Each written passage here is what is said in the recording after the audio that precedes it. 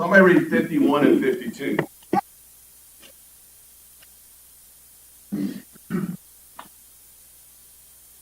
And as he was now going down, servants met him and told him, saying, Your son lives. Then he inquired of them the hour when he got better. And they said to him, Yesterday at the 7th hour, the fever left him. Okay.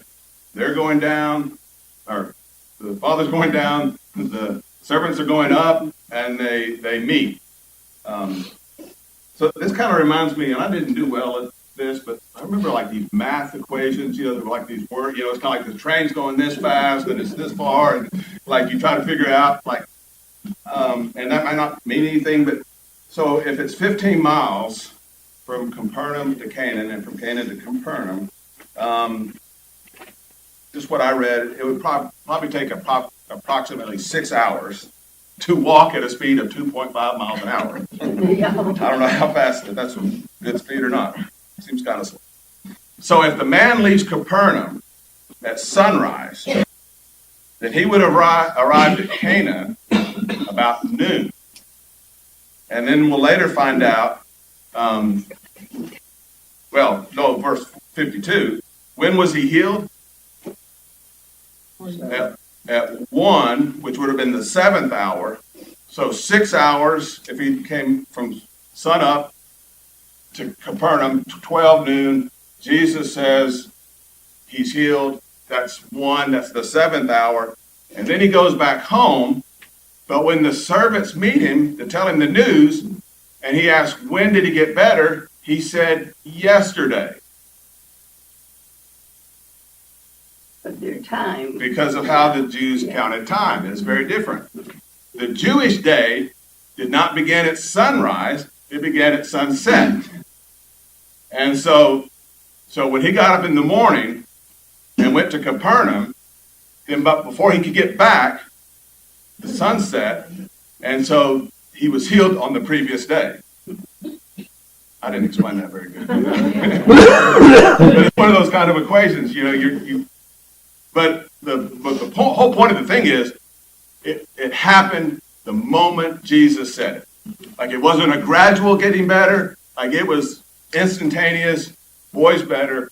Jesus said the word. How long did you figure out that? I spent most of this week. I was drawing it out. Yeah. Those are the kind of questions like when those tests came up, I just bubble and see. I don't know. Multiple choice things. Yeah.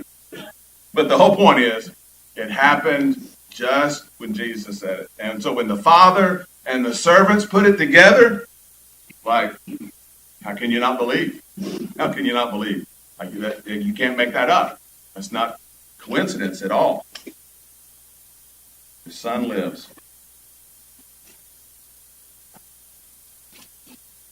Somebody else may do the math and go something different, but that's what I'm going with. So, verse 53, we mentioned this, but somebody read verse 53. 53 and 54. Then the father realized that it was at that very hour when Jesus had said to him, Your son lives. And he and his entire household believed and confidently trusted. This is the second sign that Jesus performed in Canaan after he came to Galilee. Okay, and I now notice there that was the second sign in Galilee, but he did other signs in Jerusalem and Judea. So yeah, so yeah, like I would believe, and his whole household believed, and I think that would include the servants, like they believe, and whatever family and extended family, like they all believe. How many times do you think the father is retelling this story? And I don't know how old the son is, but if the son is like, I bet he's telling that story. Like if they were introducing somebody that's like, tell us 3 interesting facts about yourself. Well, Jesus healed me. I was about to die. Like you couldn't hardly top that one. So yeah, they're going to believe. And just imagine the joy that father had felt. He could keep quiet. Yeah, like Like you can't, even when Jesus told people, like, hey, don't tell anybody about this, it's like they couldn't help themselves. You know, I think about that sometimes about, you know, good news of the gospel. Like it's good news. Like we should, the things that God tells us to say, that we're told to tell, we're very reluctant to tell. But the things that were, you know, like he knew, he believed. Man, too. Yeah. You know, everybody in that room heard something. Yeah. Not the complete story, but Yeah. you know, they heard something. And even without social media, that story spread throughout the whole land. You know that. It was trending. Sure. Going viral. That story went viral. I don't know, whatever that means. John chapter 5, another healing. Jesus heals an invalid. Let's read. Somebody read John 5, 1 through 5.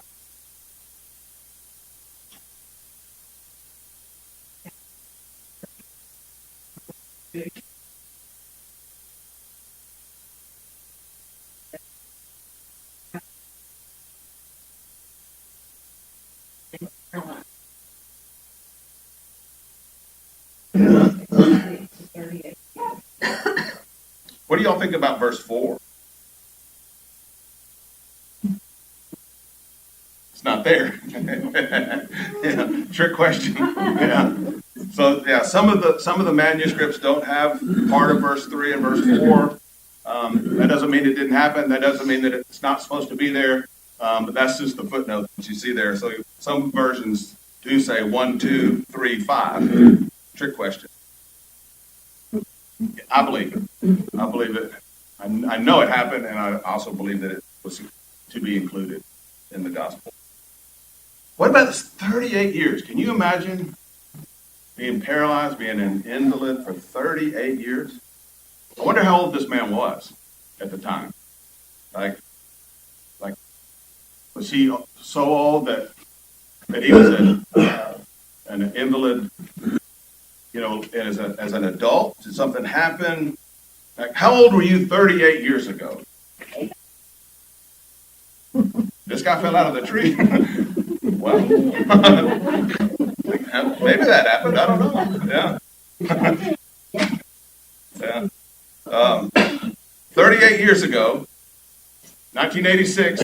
Man, how old were you 38 years ago? 38 years ago. Some of you were not. 5, but 38 years ago, you became paralyzed, and for the last 38 years you've been an invalid, not able to care for yourself. By the way, I was 21. I just can't imagine 38 years, and so knowing that makes the question that Jesus asked in verse 6 seem really strange. Somebody read verse 6. Jesus sees him. Maybe the man is begging, or maybe Jesus just went out of his way to see him. But somebody read verse 6.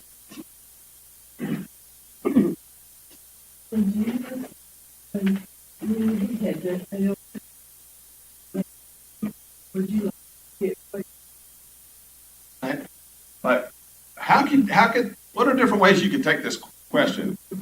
38 years, you're laying there on a mat. You want to get well? Do you want to get well? You know? Yeah, do you? Like that almost seems condescending or insulting, but So when he became well,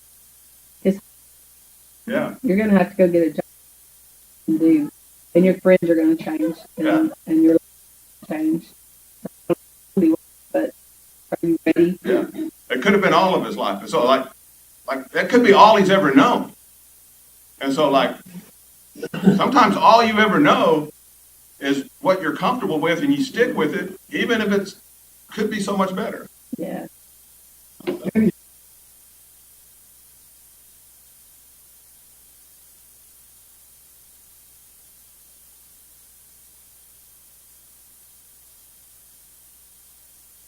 Yeah.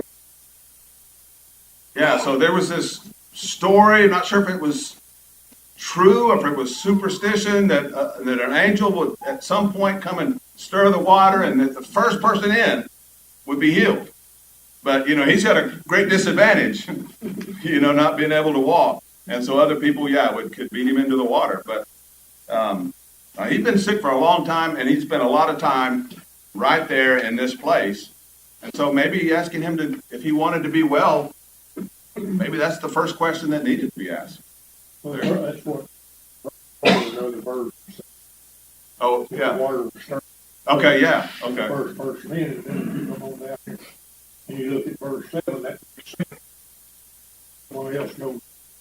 Yeah, I don't have anybody. I don't have anybody to help me get into the water first. And so, like, whether it was real or superstition, like, he believed it.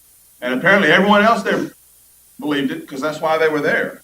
And I don't have anybody that helps me, and somebody gets in. Like I can just imagine, I know this is in The Chosen, but like, it's just hard to imagine, like, the water being stirred, and then all of these people trying to be the first one into that pool.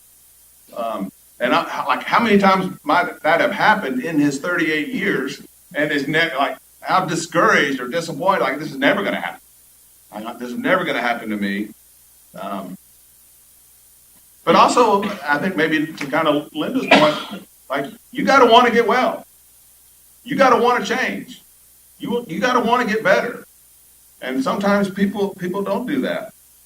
It seems like an obvious question, but it's a pretty important question. I think about Julia Strange, with one of her comments was always, have a good day if you want to.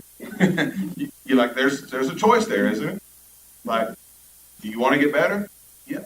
In some ways, you have to want to. So on some level, you have to want to get better. But I don't know what other options this man had. So 30, we kind of read verse 7. So 7 is like, this man believes this about the water, but he doesn't have any way to get down. So somebody read verse 8.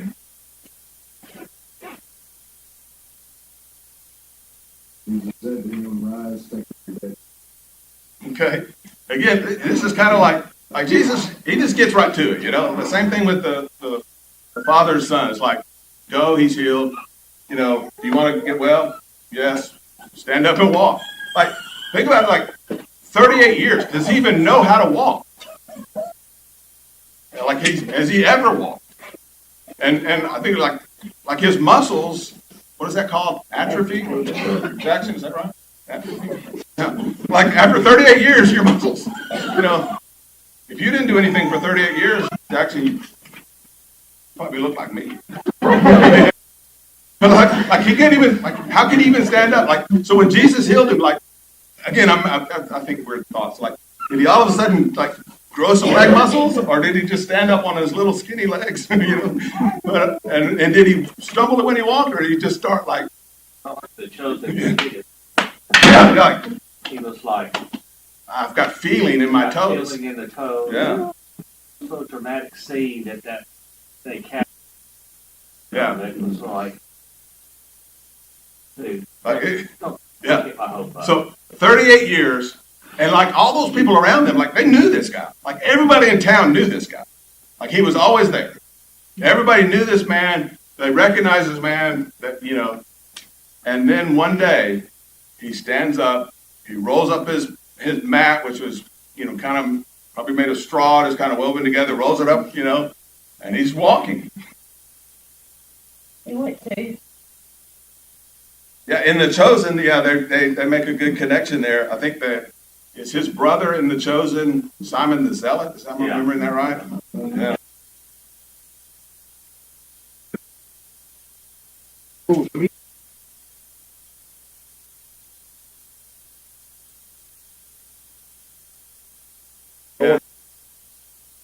Yeah. And Jesus, the healings were different ways. Like, sometimes Jesus healed a blind man, and it was automatic. And then there was another time where it was kind of gradual. Like, there's just not different situations, I guess. But the problem is that, what about that statement on verse 9? The day on which this took place was a Sabbath. Now, why did that matter? Yeah, dun. Don't work on the Sabbath. That's the law. But what about what this man did was a violation of the Sabbath? Carrying his mat, rolling up and carrying his mat. Is that what Scripture said? Scripture says, not to do any work on the Sabbath. And so these Jewish rabbis have come along and they'd come up with, I forget, like 39 different categories of what work. Like hundreds and hundreds of definitions of what work would be. And one of them was carrying this mat. And so when they see this man who's been healed, what do they see? They don't see a miracle. They see a rule breaker. They're not happy for the man. They're not asking questions about necessarily how it happened. They see a guy that's breaking the law. Their interpretation of the law.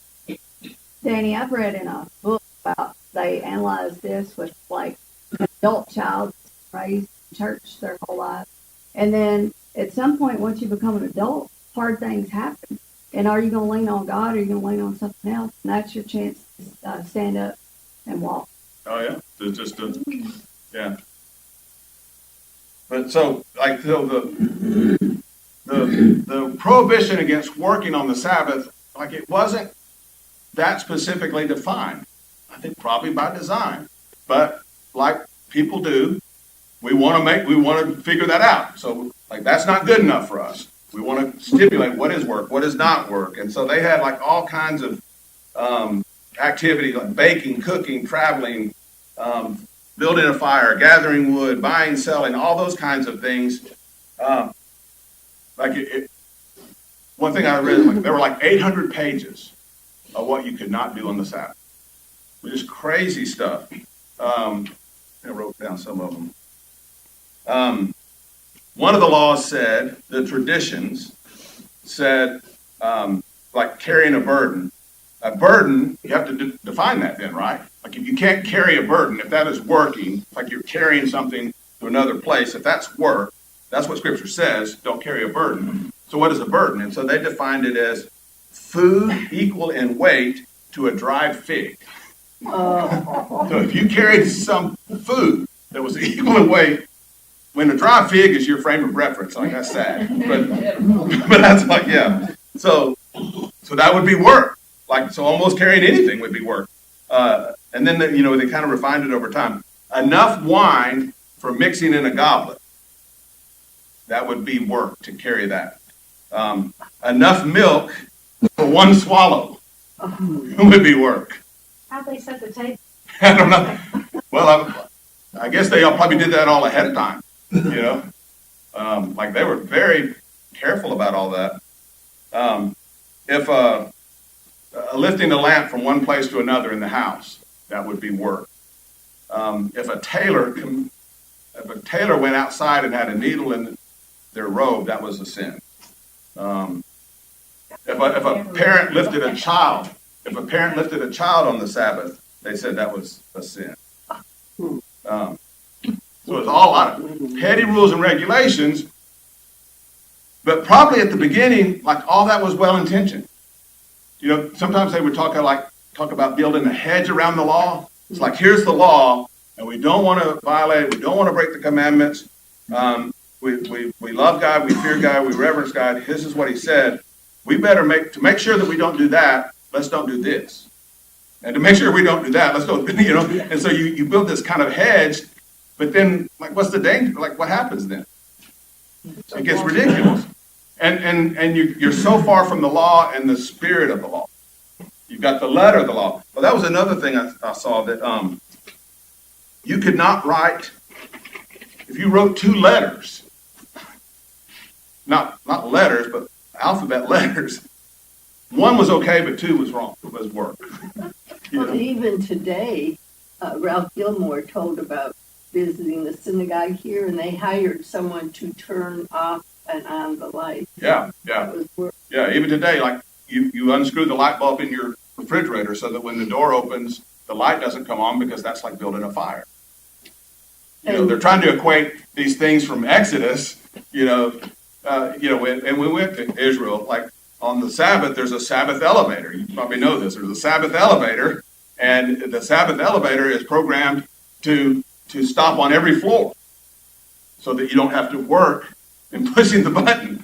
And so I remember somebody in our group got on that floor, and I think I've been told in a previous trip that Crystal Steele got on the Sabbath elevator and was all mad about it, why it was stopping on every floor and complaining to these very strict Jews. I'm like, you're on the wrong elevator. Like, this has been going on for hundreds of years. They're not changing. But so the heart of this is like, here's this great thing happened in this city. This man who had not walked in 38 years is standing up and walking, and what they notice is the mat that he's carrying. Like that's where your heart gets when you get so into the legalism, even if it's well intended to start. Like, I think we all have that kind of, there's something in us that kind of wants to go down that path. Church is still guilty of things like that. Yeah. It's the green Yeah. carpet theory. The what? It's the green carpet theory. Fighting over the green carpet.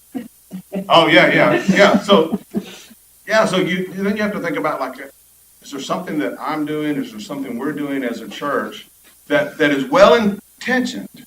That is, comes from a heart of wanting to please and obey God, but we've made rules where there are no rules. Like, one of the things that Jesus got the most upset about was not just the immorality, it was the people who made rules where he didn't make rules. But that was what he got onto the Pharisees so much about. And they were hypocritical about it. Like, they didn't keep the same rules that they made.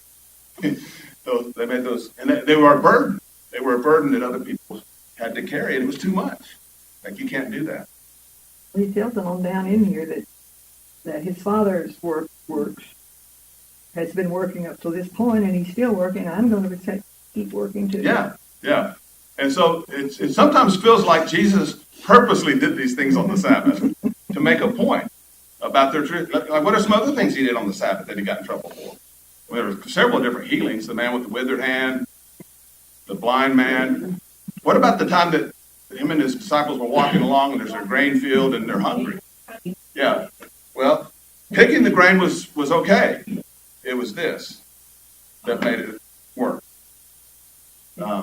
And so the Pharisees are getting on him about that.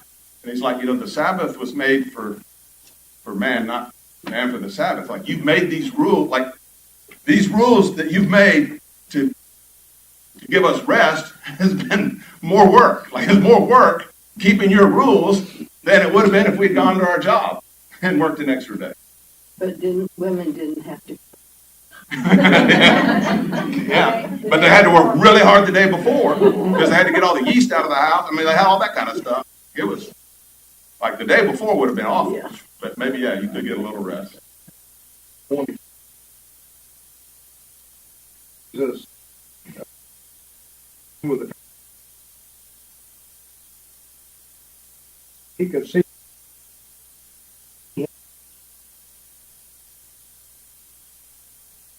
They didn't care about this man.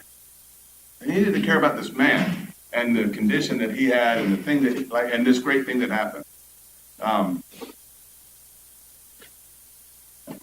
And we'll get back to this next week. But the other thing is, that I think about, they never considered the possibility that they might be wrong about Jesus. Like, if a man that had been an invalid for 38 years stands up and walks in front of me, and Jesus did that, I think I reconsider what I thought about Jesus. It feels like they never considered the possibility they might be wrong about Jesus. I don't know. Okay. We'll pick back up there. 10 verses. We didn't do good today. Maybe next week.